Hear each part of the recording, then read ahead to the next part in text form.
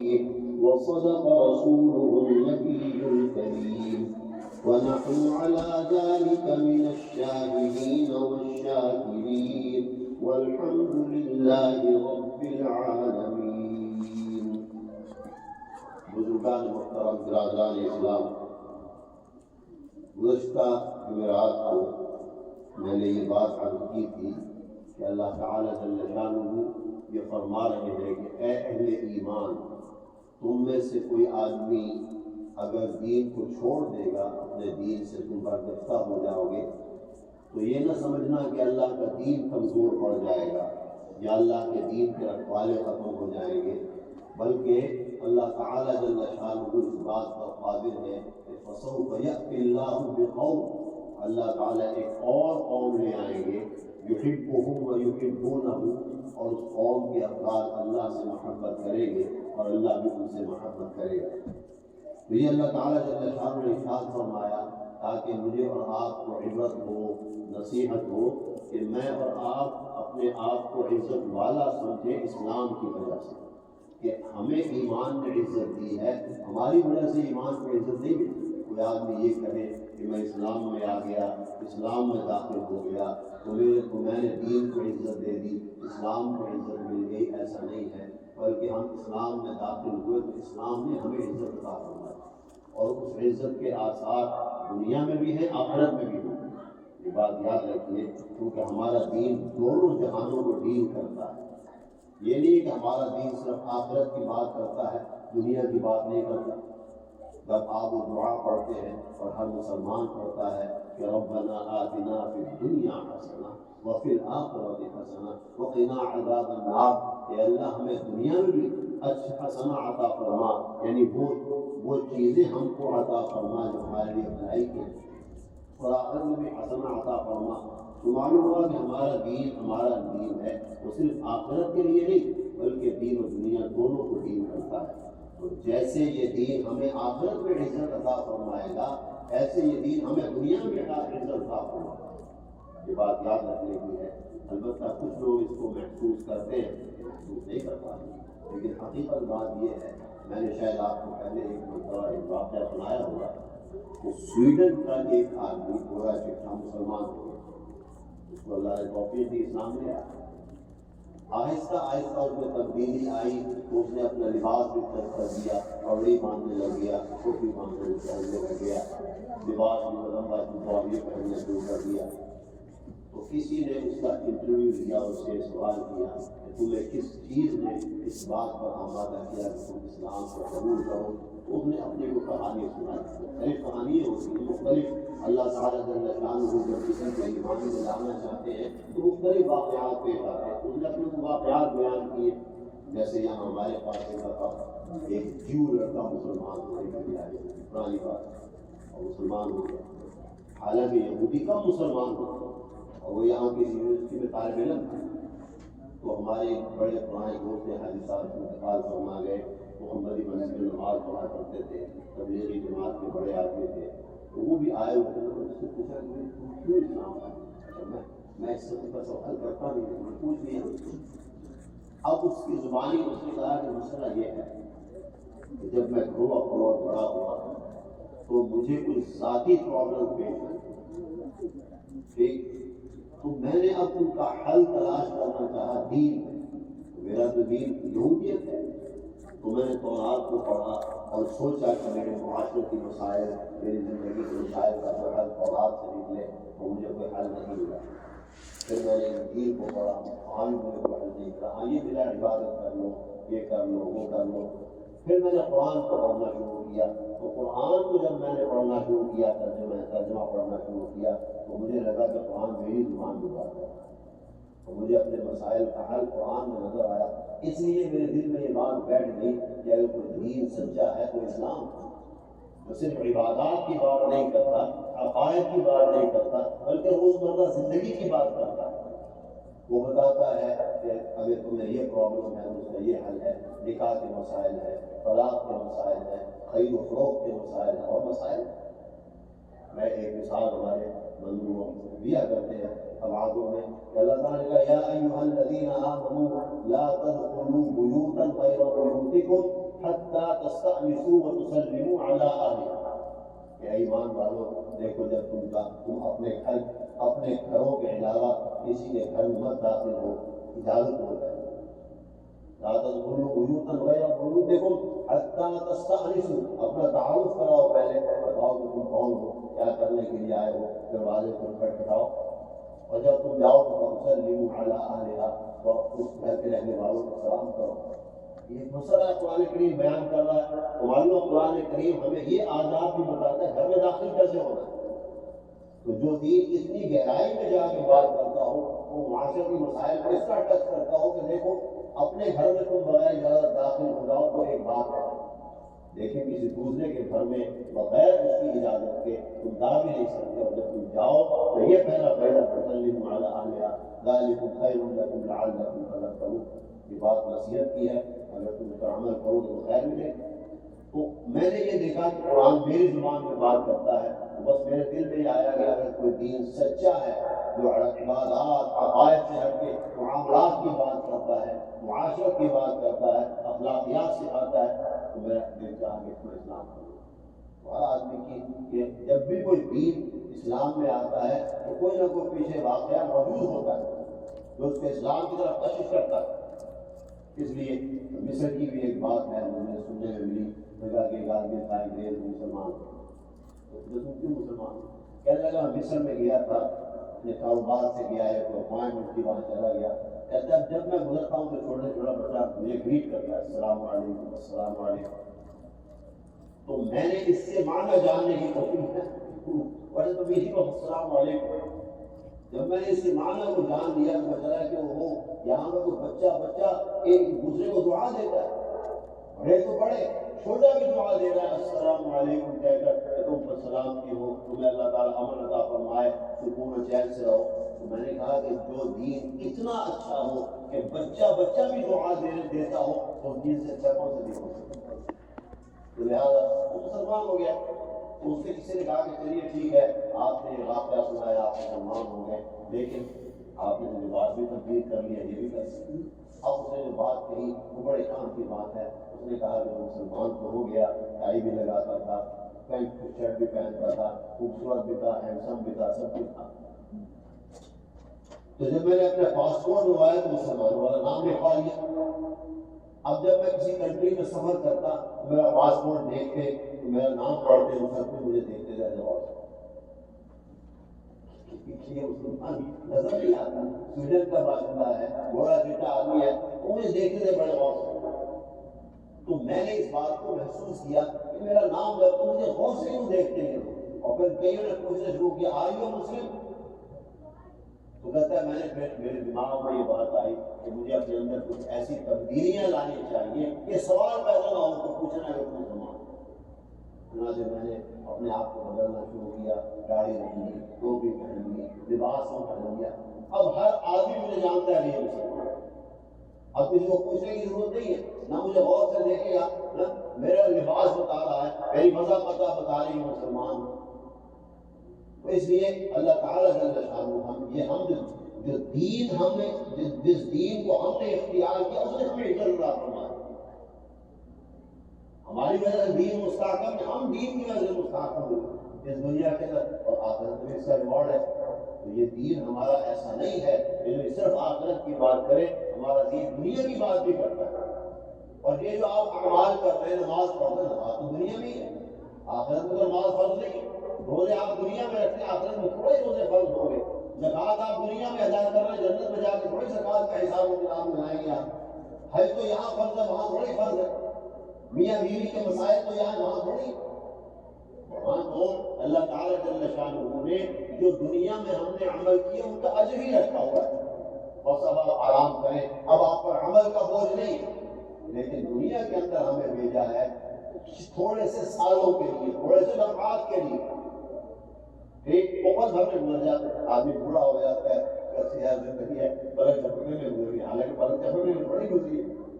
اس لیے انسان دنیا میں آتا ہے، پیدا ہوتا ہے، پھر آہستہ آہستہ گرو کرتا ہے، پھر پڑھتا لکھتا ہے، مدرسے میں گیا، اسکول میں گیا، جہاں بھی گیا، پھر اس کی ازدواجی زندگی شروع ہو جاتی ہے، پھر بال بچے ہو جاتے ہیں. لیکن دیکھا جائے تو لمبا سفر ہے، لمبی زندگی ہے. لیکن جب بوڑھا ہو گیا تو کیا کہتے ہیں؟ ارے جھپکنے میں گزر گئی اور آخرت کی زندگی ابدی زندگی۔ اس تھوڑی سی زندگی کے معمولات جو اللہ تعالیٰ نے بتائے ہیں، ان کا اجر آخرت میں یہ ملے گا کہ اب تم پہ نماز کی پابندی نہیں، روزے کی پابندی نہیں، زکوٰۃ کی پابندی نہیں، حج بھی تم پر فرض نہیں، اب بس تم آرام کرو، عیش کرو، جو تم نے مزدوری کبھی دنیا میں کر۔ لہٰذا ہمارا دین دنیا آخرت دونوں کو ڈیل کرتا ہے۔ اس لیے اللہ تعالیٰ فرما رہے ہیں فَسَوْفَ يَأْتِي اللَّهُ بِقَوْمٍ، اگر تم اس بات کو نہیں سمجھو گے تو اللہ ایک اور قوم لے آئے گا، يُحِبُّهُمْ وَيُحِبُّونَهُ، اس قوم کے لوگ اللہ سے محبت کریں گے اور اللہ ان سے محبت کرے گا۔ ان کے دل میں دنیا کی محبت نہیں ہوگی، ایمان کی محبت۔ ان کے دل میں دنیا کی وجاہت نہیں پیدا ہوگی، اس کا لالچ پیدا نہیں ہوگا، وہ آخرت کی وجاہت کے طلبگار ہوگا بس۔ اور پھر دوسری طرف پھر آگے اللہ نے فرمایا اذلۃ، دوسری حکم یہ ہوگا اذلۃ علی المؤمنین اعزۃ علی الکافرین، مسلمانوں کے ساتھ وہ رحم دل ہوں گے، ان کے اندر شفقت کا مادہ ہوگا، مسلمانوں کے ساتھ وہ ایک مل جل کر رہیں گے، مہربان ہوں گے مسلمانوں پر، مومنین پر۔ اذلۃ علی المؤمنین، جس کے معنی ہمبلنس کے آتے ہیں، ٹھیک، وہ اتنے ہمبل ہو جائیں گے، اتنے بردبار ہوں گے، اتنے تحمل والے ہوں گے کہ مسلمانوں پر انتہائی مہربان ہوں گے۔ اور یہ ہمارا دین ہمیں سکھاتا ہے۔ ہم ایک دوسرے کے ساتھ جو ہمارا تعلق ہے قلبی، بے شک نسلی، بے شک ہمارا نسبی تعلق نہیں، ماں باپ الگ ہیں، علاقے الگ ہیں، لیکن ایک تعلق ہے قلبی، اور وہ قلبی تعلق ایمان کی برکت سے، وہ کوئی مال کی وجہ سے نہیں ہے کہ میں مالدار تو آپ بھی مالدار، تعلق قائم ہو گیا، وہ ایمان کا تعلق ہے، اس ایمانی اور قلبی تعلق کی وجہ سے ہم مومن کہلاتے ہیں۔ ٹھیک، تو اللہ تعالیٰ فرما رہے ہیں کہ وہ ایسے قوم ہوگی کہ مومنین کے ساتھ انتہائی شفقت سے پیش آئے، لیکن اعزۃ علی الکافرین، لیکن کافرین کے مقابلے میں شدید ہو، سخت ہو۔ ہمارا معاملہ ہوتا چلا جا رہا ہے۔ ٹھیک، اب خود ہی سوچئے، حدیث میں آتا ہے کہ مسلمان المؤمن اخو المؤمن، قرآن میں آتا ہے انما المؤمنون اخوۃ۔ سچی بات یہ ہے کہ ہر مومن کو اس وقت بیٹھ کر اس بات کو سوچنے کی ضرورت ہے کہ کیا واقعتاً میں اپنے دوسرے مسلمان بھائی کو بھائی سمجھتا ہوں یا نہیں۔ ایک طرح میں بھی ڈبا میں بیٹھا ہوں، کہہ رہا ہوں جو مسلمان بھائی، لیکن اگر میرے دل میں اللہ کی بات کی عظمت نہ ہو، اللہ کے رسول صلی اللہ علیہ وسلم کی بات کی عظمت نہ ہو، صرف زبان سے تو میں کہتا ہوں یہ میرے بھائی ہیں، یہ میرے بھائی ہیں، لیکن قلب میرا اس عظمت سے خالی ہو، اس کا کیا فائدہ؟ اصل تو مجھے اور آپ کو، ہم سب کو عمل سے ظاہر کرنا ہے کہ واقعاً ہم بھائی ہیں۔ اس لیے ایک حدیث میں آتا ہے، جناب رسول اللہ صلی اللہ علیہ وسلم نے فرمایا المؤمنون کجسد واحد، سارے مسلمان ایک جسم واحد کی طرح، اگر اس کا کوئی ایک عضو درد کرتا ہے، جسم میں کہیں بھی درد ہوتا ہے تو پورا جسم اس پیٹ کو درد کو محسوس کرتا ہے۔ اسی طریقے سے مسلمانوں کا آپس میں یہ تعلق اتنا گہرا ہو جائے اور اتنا آگے تک چلا جائے کہ ہر مسلمان، اگر میرا کوئی مسلمان بھائی تکلیف میں ہے تو اس کی تکلیف کو میں اپنی تکلیف سمجھوں، اس کی راحت کو بھی راحت سمجھوں۔ ایک حدیث میں یہ بھی آتا ہے، انتہائی عام مضمون آپ سنتے رہتے ہیں کہ مسلمان وہ ہے جو کہ وہ ہر وہ چیز جو اپنے لیے پسند کرتا ہے مسلمان بھائی کے لیے پسند، اپنے لیے اچھی چیز پسند کرے، دوسرے کی غلط چیز پسند کرے۔ تو بہرحال یہ ایک ایمان نے ہمارا قلبی تعلق قائم کر دیا، یہ ایک نیٹ ورک ہے۔ اسی اللہ فرما رہے ہیں وہ قوم ایسی ہوگی اذلۃ علی المؤمنین، کہ مومنین پر تو انتہائی شفیق ہوگی، شفقت ہوگی، لیکن اعزۃ علی الکافرین، لیکن جو اللہ کو نہ ماننے والے ہیں ان کے مقابلے سخت ہو، اور وہ سختی بھی ایمان کی وجہ سے، وہ کوئی ظاہری نفرت نہیں ہے، بلکہ وہ سختی ایمان کی وجہ سے ہوگی۔ وہ سختی اس وجہ سے نہیں ہوگی کہ تو فلاں ہے تو فلاں، بلکہ ایمان کی وجہ سے ہوگی کہ جب ایمان کو فخر آئے گا وہ کھڑے ہو سامنے۔ اذلۃ علی الکافرین، اسی لیے اللہ تعالیٰ نے حقیقت بات یہ ہے کہ ہر مومن کے قلب میں یہ بات رکھنی ہے کہ وہ گناہ سے بچتا ہے، گناہ اس کو پسند نہیں ہو، یہ بات پکی ہے۔ اس میں مجھے کوئی قطعی اشکال نہیں۔ ہر مومن کے قلب میں یہ بات اللہ تعالیٰ نے ڈال دی ہے کہ یہ بات بری ہے، بری ہے،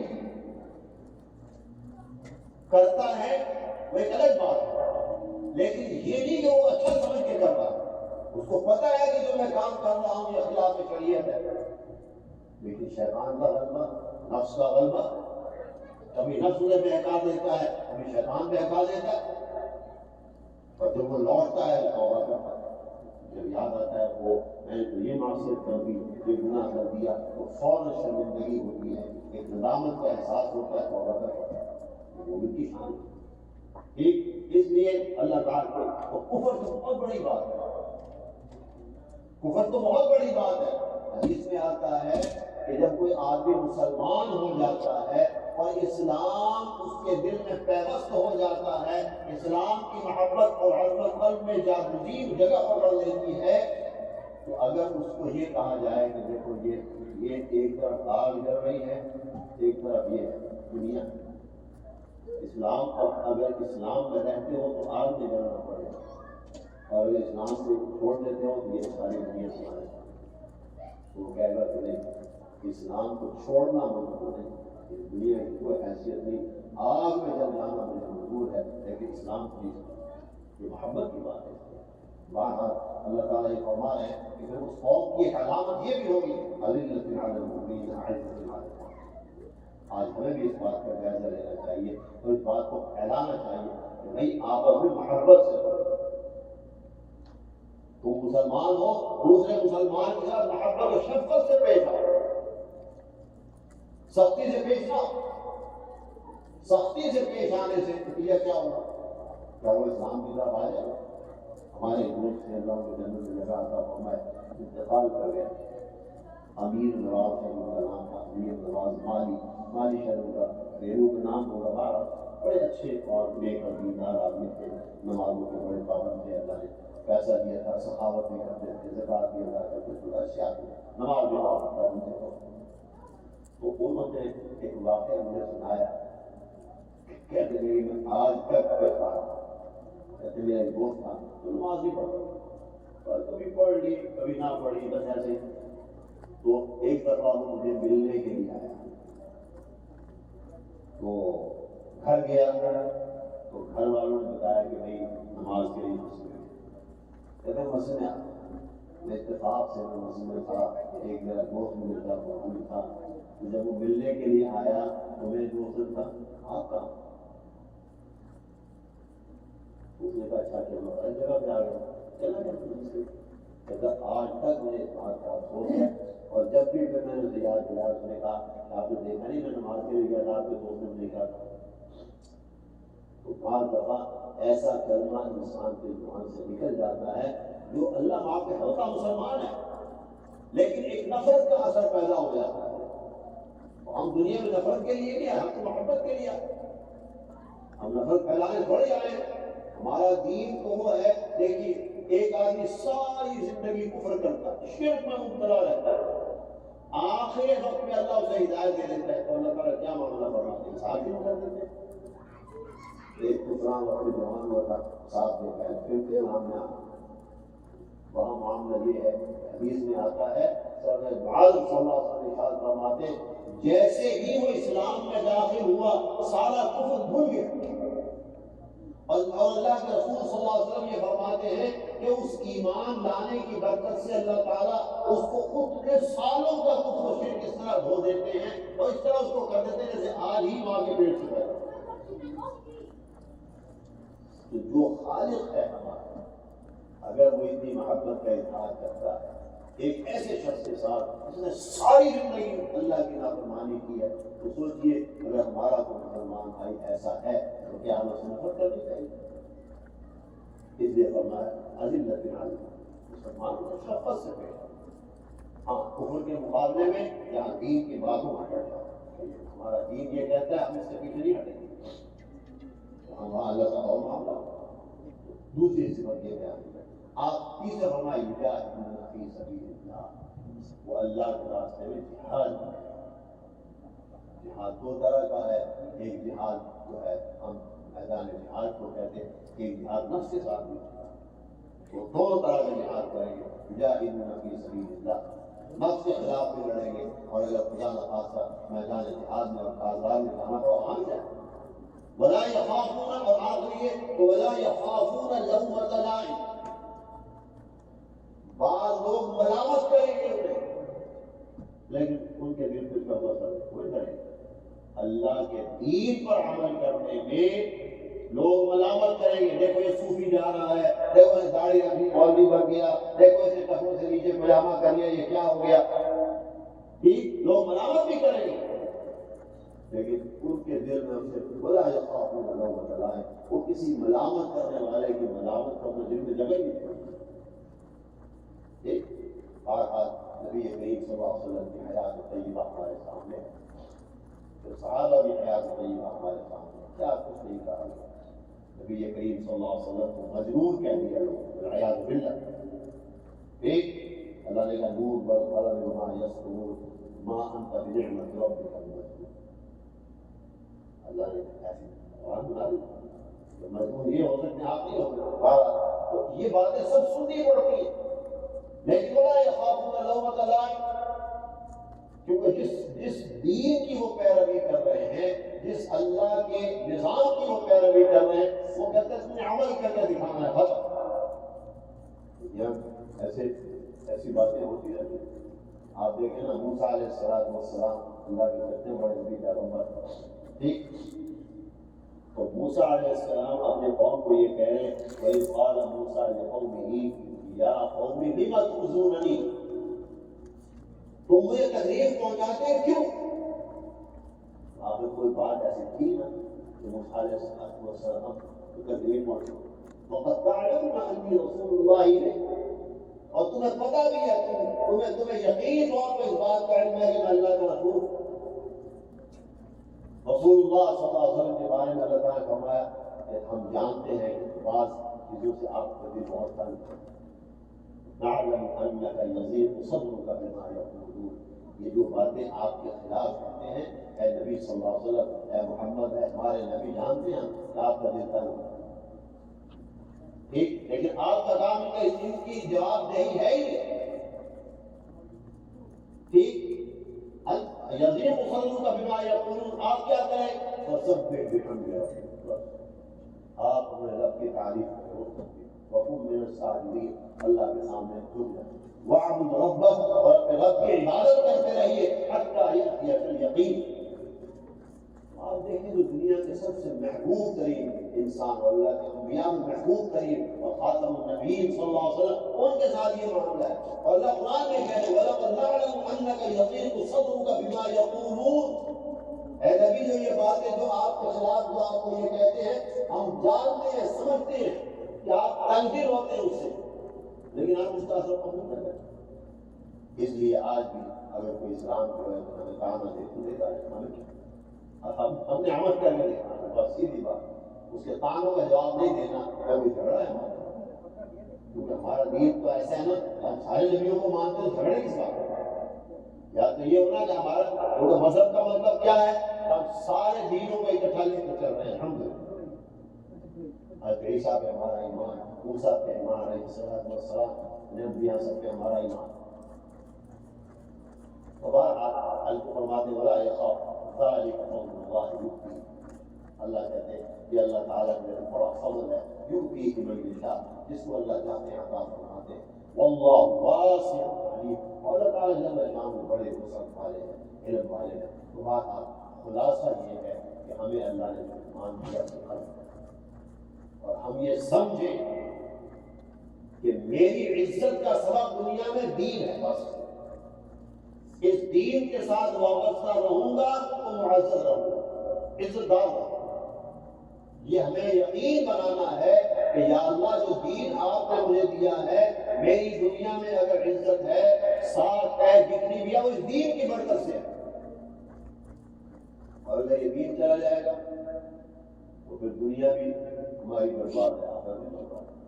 اللہ کو کہتے ہیں اولئک هم الخاسرون اولئک حبطت اعمالهم فی الدنیا والآخرہ، یہ وہ لوگ ہیں جن کے اعمال دنیا اور آخرت دونوں جگہ ضائع ہو گئے، اولئک هم الخاسرون، اس لیے ہم خاسرین میں سے بلکہ مفلحین میں سے ہوں، کامیاب لوگوں میں سے ہوں۔ تو اللہ تعالیٰ نے بھی ہمیں دیا ہے، اللہ مجھے اور آپ کو اس کی قدر کی توفیق عطا فرمائے۔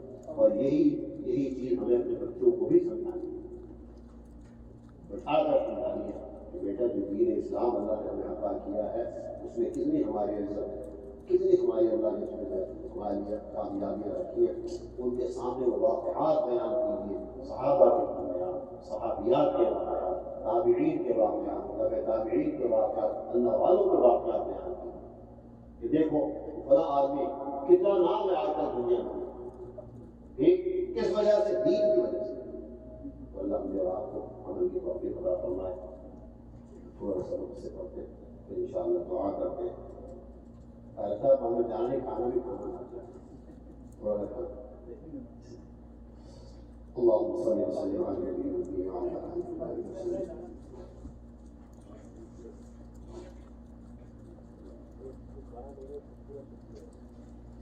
یہ ہمارا اس وقت یہ ہے کہ رعونت اور شہرت اور جاہ کی محبت کا بیان۔ اس میں دو فصلیں آ چکی، ہم ایک نئی فصل شروع کر رہے ہیں۔ فرماتے انسان ایک دن مرنے والا ہے اور جاہ و شہرت مرنے کے بعد ختم ہو جائے گی، بس اگر یہ ناپائیدار شہرت حاصل بھی ہوئی اور مخلوق میں عزت و جاہ مل بھی گئی تو ہوا کیا؟ یہ تو کوئی خوبی اور کمال کی بات نہیں۔ کمال تو ایسی چیز کا حاصل کرنا ہے کہ جس میں موت کو خلل یا کمی پیدا نہ کرے، اور وہ کیا ہے؟ وہ معرفت الہی، اللہ کی ذات کو پہچاننا، اس کی عظمت کو جاننا، اللہ کی قدرت کو جاننا، اللہ تعالیٰ کو ذات و صفات کے ساتھ جاننا، یہ اصل معرفت الہی ہے۔ جیسے ہم ایک دوسرے کو اپنا تعارف کراتے ہیں، یہ میرا نام ہے، یہ میرے باپ کا نام ہے، میرا یہ نام و نسب ہے، تو ایک ڈیڑھ میں ہم چلے جاتے ہیں کوئی رشتہ قائم کرنے کے لیے۔ سب سے مضبوط تعلق اللہ سے، تو اللہ تعالیٰ کو اس کی ذات اور صفات کا پہچاننا یہ معرفت الہی ہے۔ اور ہر ایک کے ساتھ اللہ کا معاملہ مختلف ہے، کسی پر اللہ اپنی کسی صفت کا اظہار کرتے ہیں، کسی کو کسی صفت کا اظہار ہوتا ہے۔ اس لیے معرفت الہی یہ اصل ہے کہ صاحب معرفت، امام غزالی فرماتے ہیں کہ صاحب معرفت شخص دنیا سے انتقال بھی کر جائے تب بھی معرفت کے بے شمار مراتب میں اس کی ترقی رہتی ہے۔ لہذا اس رعونت اور طلب شہرت کا علاج کرو اور اس کی محبت دل سے نکالو۔ یوں سمجھو کہ اگر مثلا تمام دنیا تم کو سجدہ بھی کرنے لگے تو کتنے دن کے لیے؟ آخر ایک دن وہ ہوگا کہ نہ تم باقی رہو گے، ہمیں سجدہ کرنے والے باقی رہیں گے۔ تعجب ہے کہ زمانہ تو تمہارے ساتھ یہاں تک دخل کرتا ہے کہ شہر یا قصبہ تو درکنار تمہارے محلے پر بھی تم کو پورا پتہ نہیں دیتا، اور تم زمانے کی ہمدردی میں ایسے ڈوبے کہ دائی کی نعمت اور جاوید سلطنت چھوڑنے پر راضی ہو گئے کہ دنیا کی اس مقدر و حقیر شہرت اور چند ایسے احمق و ضعیف لوگوں کی تعظیم و تقدیم پر نازاں ہو گئے جن کو نہ کسی کی موت و حیات کے اختیار ہے اور نہ کسی ضرورت و نفع پر دسترس ہے، اور اس کی بدولت اس پائیدار عزت اور عالم و ملکوتی کی شہرت کو کھو بیٹھے جو حق تعالیٰ اور اس کے برگزیدہ و پاک مخلوق یعنی فرشتوں میں تم کو حاصل ہے۔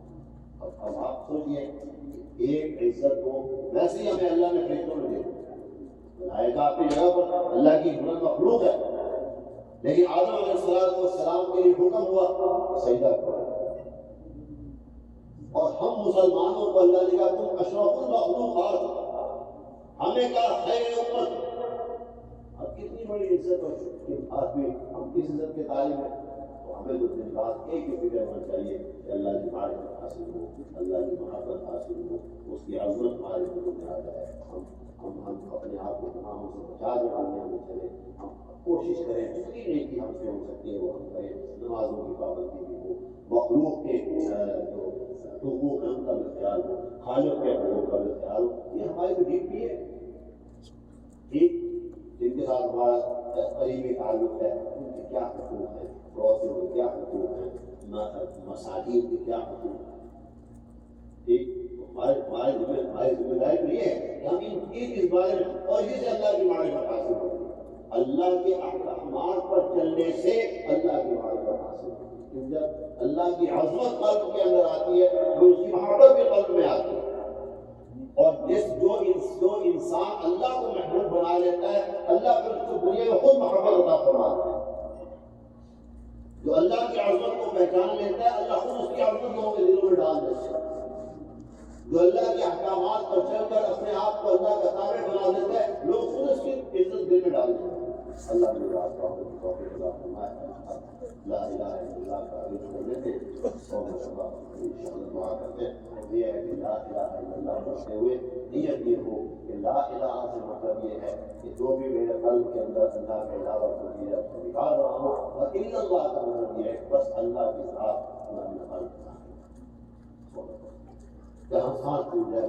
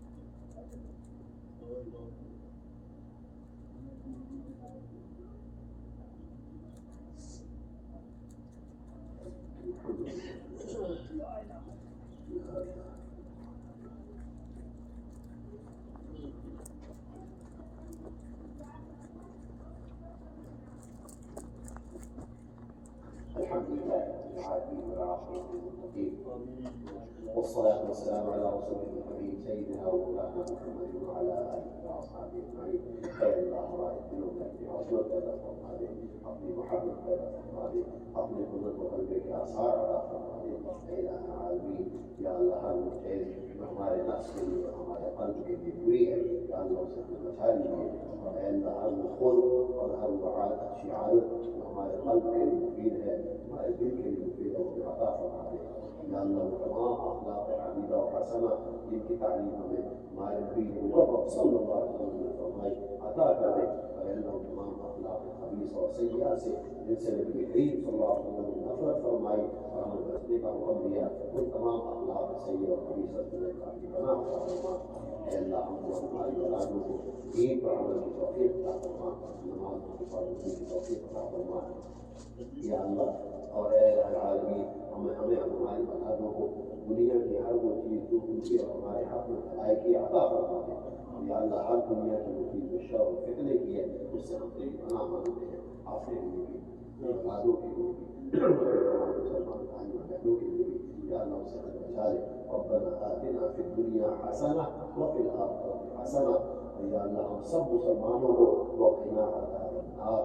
قیامت کے دن ہم سب کو ہمارے مسلمان بھائی بہنوں کو ہم سب کو یا اللہ جہنم کی آگ سے بچا لے. ربنا وآتنا ما وعدتنا على رسلك ولا تخزنا يوم القيامة. اے اللہ اپنے رسولوں کی زبان پر جو آپ نے وعدہ فرمایا وہ ہمیں عطا فرما دے. اے اللہ ہمیں قیامت کے دن ذلت و رسوائی سے محفوظ فرما. ولا تخزنا يوم القيامة ولا تخزنا يوم القيامة. اے اللہ نبی پاک صلی اللہ علیہ وسلم کی رفاقت جنت نصیب فرما. آپ کے نعلین مقدمین میں جگہ عطا فرما.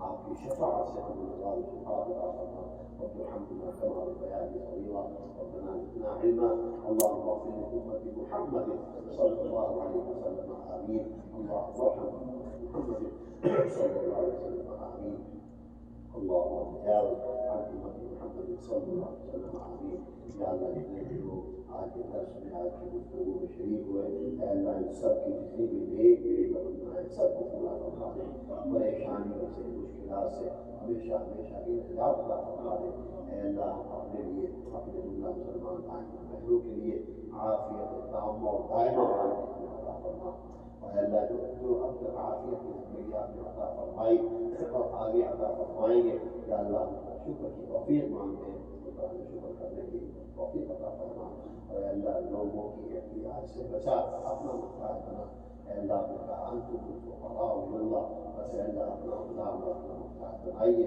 لوگوں کے سامنے احتیاج سے محفوظ کرنا اور رحمنا کما ربیانی صغیرا ربنا زدنا علما ہمارے بھائی حضرت صاحب بیمار ہیں دعا فرما صحت عاملہ عاجلہ دائمہ فرمائے اور بھی اس کے علاوہ ہمارے مسلمان بھائی بہن بیمار ہیں اسپتالوں میں زیر علاج ہے یا اللہ اپنے گھروں میں بیمار وہاں زیر علاج ہے اللہ سب کو شفا ہے کاملہ عاجلہ دائمہ عطا فرما یا اللہ ہم اپنے لیے بھی اور اپنے اولادوں کے لیے اور مسلمان بھائیوں بہنوں کے لیے کچھ سے صحت کا سوال کرتے ہیں ہمیں صحت و عافیت سے رکھیے اللہم انا نسألک الصحة والعفة اور آمدی کا سوال کرتے ہیں والامانہ یا اللہ صاحب امانت بننے کا سوال کرنے کا سوال کرتے ہیں وحسن الخلق اور اچھے اخلاق کا آپ کا سوال کرتے ہیں اور رضا بالقدر اور اللہ جو کچھ بھی آپ نے ہمارے لیے دنیا میں مقدر فرما دیا ہے اس پر ہمیں راضی ہونے کی توفیق عطا فرما اللهم صل الله تعالى على خير خلقه